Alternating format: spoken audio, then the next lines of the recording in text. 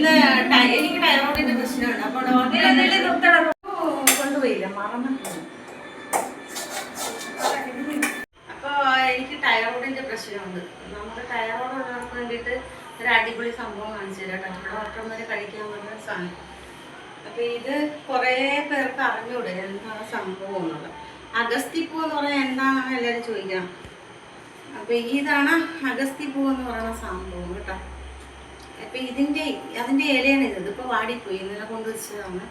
അപ്പൊ ഈ ഇല വെച്ചിട്ട് ചമ്മന്തി ഉണ്ടാക്കി കഴിച്ചാൽ ഒരു മാസം ചേർത്ത് ഇടയ്ക്കിടയ്ക്ക് ചമ്മന്തി ഉണ്ടാക്കി കഴിച്ചാൽ തൈറോയിഡിന്റെ ഇത് കുറയുമെന്നാണ് പറയുന്നത്. പക്ഷെ എനിക്കുണ്ട്, ഇപ്പോൾ ടെസ്റ്റ് ചെയ്തപ്പോൾ ഉണ്ട്. അപ്പം ഞാനൊരു പരീക്ഷണം ചെയ്യാൻ പോവാണ്. അപ്പോൾ ഞാൻ വിചാരിച്ച് ഇപ്പം എനിക്ക് വയ്യാണ്ടാണ് കുവൈറ്റിൽ നിന്ന് വന്നത്. എല്ലാ പ്രശ്നങ്ങളും തിരിച്ചുണ്ട്. അപ്പം നമുക്ക് ഇതൊക്കെ കഴിച്ചുണ്ടെങ്കിൽ ഇല്ലാത്തവർക്ക് യേശു പറഞ്ഞെന്തിനാണ് നമുക്കുള്ളത് ഇല്ലാത്തവർക്ക് കൊടുക്കണമെന്ന്.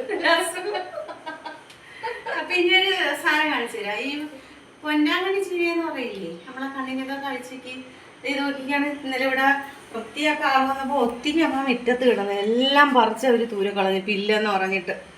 ഞാൻ പിന്നെ ഒത്തിരി എടുത്ത് എന്തൊരു കഷ്ടപ്പെട്ട് വളർത്തിയേക്കളായത്.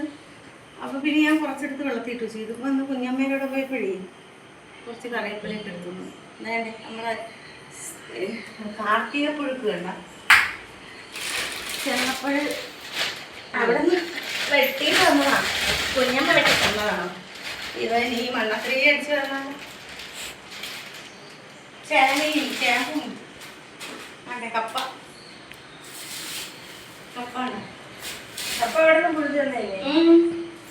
ഇത് പിന്നെ നല്ല വേവണം ചേമ്പും. ഈ സാധനം എനിക്കറിയാവോ? ഇത് എടുത്തിട്ട് കളയും. ഇല്ല, ഇത് ചേമ്പിന്റെ തട. പക്ഷെ ഈ സാധനം ഇത്രയും മുറിച്ചിട്ട് നമ്മൾ ഉടച്ച് കറി വയ്ക്കും. നല്ല ടേസ്റ്റാണ്. വേവുകയും ചെയ്യും. നല്ലോണം വെച്ചിട്ടുണ്ടോ? അവർക്ക് ആകുമ്പോഴത്തേക്ക് എല്ലാം കാട്ടുപൂ അറിയാം. അതുകൊണ്ട് നല്ല കടുവ വറുത്തിട്ട് ഒക്കെ നല്ല ടേസ്റ്റാണ്. ഇത് ഉടച്ച് കറി വെക്കുകയാണ്. ഇത്രയും കട്ട് ചെയ്തെടുക്കും. ഞാൻ ഇതൊക്കെ നമ്മളെ ചേപ്പിങ്ങനെ ഉടച്ചിരിക്കുന്നു. ദിവസം വെച്ച് ഇഷ്ടപ്പെട്ടു. പക്ഷെ പിന്നെ ആകുമ്പോ കൂടുതൽ ദിവസം ആകുമ്പോ എനിക്ക് പറ്റില്ല. എന്തായാലും തീരുന്നവരെ 5-6 ദിവസം കഴിച്ചേ പറ്റുള്ളൂ. അല്ലെങ്കില് ഇതാണ് ഇതുപോലെ ഇരിക്കുകയാണ്.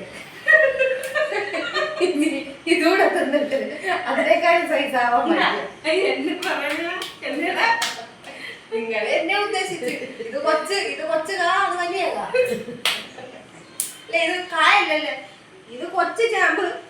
ഉദാഹരണമുണ്ട്. ഇത് അവര്, ഇത് ഞാൻ. എപ്പടി കണ്ടാ കളിയാക്കാൻ കണ്ട നമ്മളെ കളി ആയോ? പിന്നെ ഇങ്ങനെ തന്നെ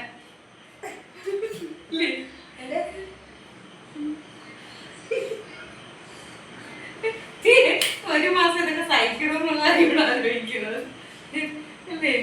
പ്രസവിച്ചു പോയില്ല, സഹിച്ചല്ലേ അപ്പൊ നമുക്ക് ഇനി ചേനയും കാച്ചിലും വിടുങ്ങ അല്ലേ? അപ്പൊ ശരി എന്നാ അത്രേ ഉള്ളേ. അപ്പൊ ഈ സംഭവം കിട്ടിയ ചമ്മന്തി കാണിക്കുക അല്ലേ?